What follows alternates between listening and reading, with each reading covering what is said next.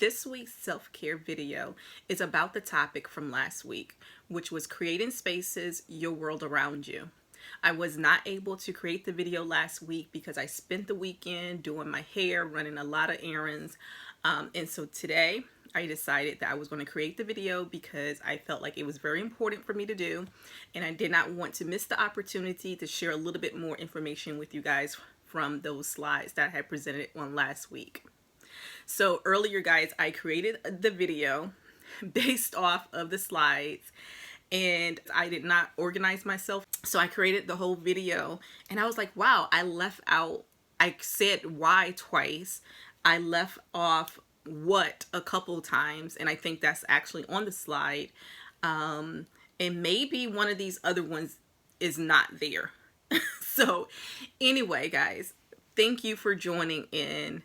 I first also want to say thank you to my 152 followers on this page. I want to especially thank the people who have followed from my other Keep Kicking It Naturally page that has the underscores in between the Keep Kicking It Naturally. I also want to thank my Clubhouse friends who have subscribed to me. And so I thought this page would be a better way for me to focus on like those particular aspects of myself plus my roller skating. So I do post the videos of me roller skating as well. That's my activity. So anyway, guys, thank you for following the page. Thank you to all of you guys. I just want to say thank you again. So let's get into this topic about creating spaces, your world around you. And of course, for me, you know, when I think about spaces, they're not only the physical spaces that we occupy, but it's also the spaces that are inside. So we're definitely going to get into talking about why we create these spaces, how we create these spaces, where we're creating these spaces, what is in those spaces, when do we need to retreat there, or when do we use these spaces, and who is there. So I got all 1, 2, 3, 4, 5. There's 6 of them. It might not be 6 on the slideshow. Anyway, so we're gonna power through this. Okay, so why do we create the spaces that we create?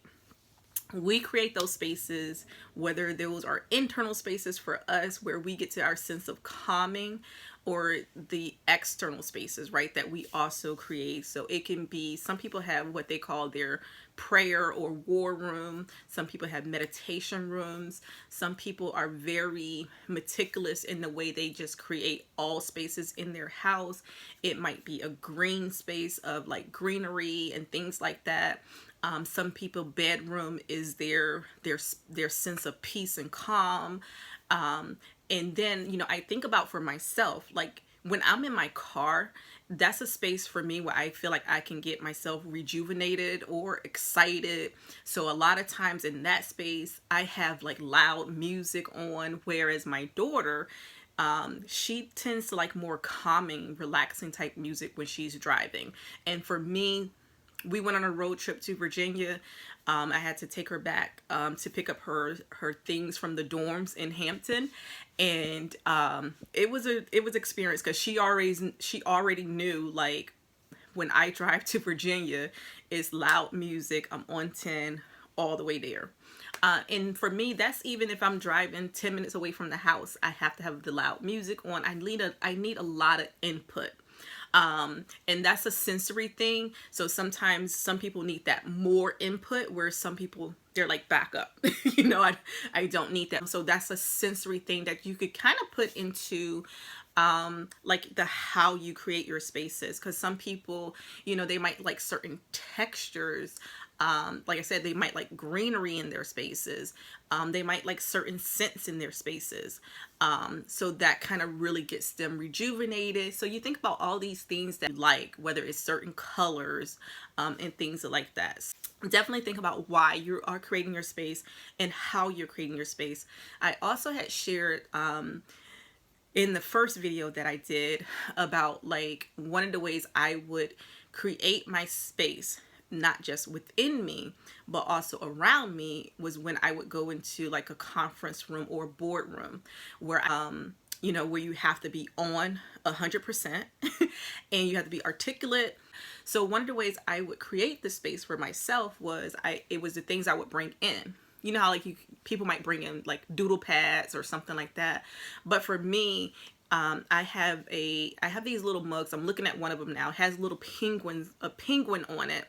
And I would put my green tea in it, and that's what I would bring into the boardroom. Luckily now I'm working from home, so I'm not going into the office environment as much, but just thinking about just things like that.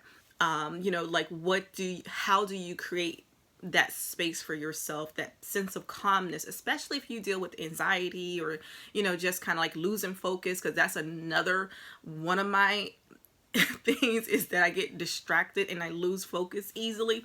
So that's why my little cheat sheet here is going to help me along the way to make sure I hit all my points. So if you know these things about yourself, then, you know, think of that plan of attack. Like, how am I going to keep myself focused?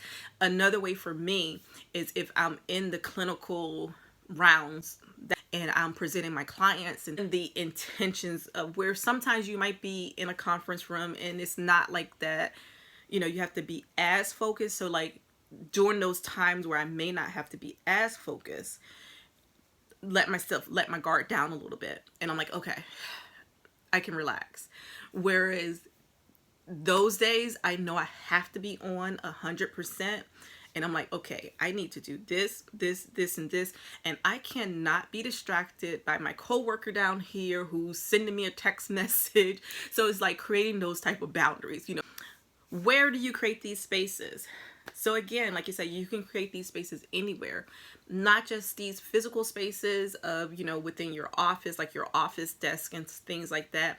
But as, you know, you're moving and interacting with people throughout the day, you know, you could create the spaces, you know, so many places, so many physical places that you can create these spaces, right? So you can have, you know, some people like their garden outside their home to be like that spot that they like to go to and kind of, you know, calmness, and, you know, they might read their books. Where can also be like presently where you're at in that moment. So for me, like I said, if it's a boardroom type situation, how do I create my space? How do I want to present in that space? You know, this is what I'm going to do to relax myself, to make myself focused, you know, because it's all about the intentions too of those spaces. What do you put in those spaces? I just keep going to this conference room example because I think it's a perfect example of how something that we don't control, like I don't control the conference rooms, and I don't control, you know, a lot of things, you know, even when I used to go into client homes and things like that. But how do you present in that space when you don't even control it? But, you know, you're still in control of yourself. Thinking about what you're bringing in to the space, you know, what you're bringing in, like even your energy level, right? What you're bringing into that space to kind of help you, you know, be in that space and be where you know, comfortable in that space. And then also it can be like, you know, those spaces that you create at home where they are more focused for you to do your meditation, to do your yoga, to do your weightlifting, to do your exercises, you know, and your cardio and all that kind of stuff. So the spaces are very, very different. What is in that space? When I think about what occupies our spaces, for me, it's definitely, I think about like, and I may have talked about this earlier, I definitely think about like, what are the colors I like? I tap into those 5 senses. What are the colors? What do I like to see? What do I like to feel or touch? Like for me, I remember in my office, I had like this glitter jar that I just filled with a whole bunch of glitter and stuff, because I love glitter, and I would just, you know, randomly be shaking it up. So kind of like those little sensory toys. But it was just something I created for myself. So what are those things that bring you joy? What are those things that bring you a sense of calmness? It could be colors. It could be your music. For me, like I say, in my car, I'm listening to hip hop music 100% every time I'm in my car. Some days I might go into my Sade mode, or I might go into, you know, more laid back mode or something like that. But most of the time I'm at 100% on hip hop. I think the when do we utilize these spaces is all about tapping in to yourself, and knowing when you need to, take that space. Because again, it's not just physical, like going to your meditation room, going to, I don't know, your car or something like that. But it's just, when do you maybe even take a deep breath? You know, when do you need to do that? And that creates a space for you too, because sometimes, I was thinking about a recent incident where, as Black women, sometimes we get very, very cautious about how we take up space, because we don't want to be viewed as the angry Black woman, the confrontational Black woman, the Black woman that's difficult, right? We've heard this so much. Like, I think it was Monique, and there was someone else who talked about how they were shunned in Hollywood because, the Aunt Viv, the dark skinned Aunt Viv, on the Fresh Prince of Bel Air, how they were shunned because people, viewed them as difficult to work with. And so when I'm taking up space, that plays into my conscious as well. Like, okay, I don't want to be viewed as difficult because I said XYZ. But you know what? Sometimes XYZ needs to be said. And it's not about what you say, definitely. A lot of people will say it's about how you say it. But sometimes even for Black women, it's not even about that. It's just that you dared to take up space. So again, I encourage people to take up space, set your boundaries, speak when you want to speak, don't hold back, respectfully. That was one of the things I had put in the thing as well. It was take up space respectfully or something like that. You will thank you. Because a lot of times people will push your boundaries. You have to know when to stand up for yourself. You have to know when to speak out.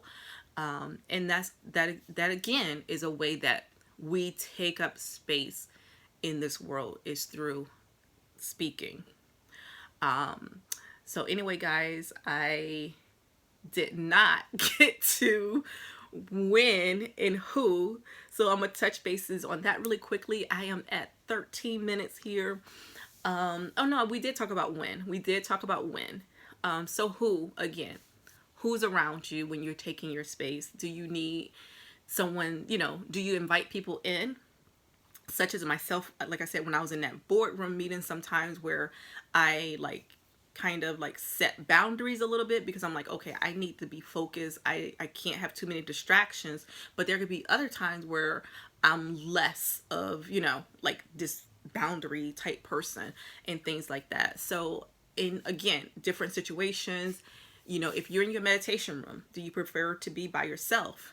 Do you mind if your spouse or your significant other join you? And definitely about who's in that space with you. I do not want to miss the opportunity for me to share a video just giving you a little bit more information about how we take up space. Again, it's not even just about the physical space. It's all about the internal space as well. And like I said, even our words create space, right? It creates space. It creates boundaries. Take up space, guys. You will thank you.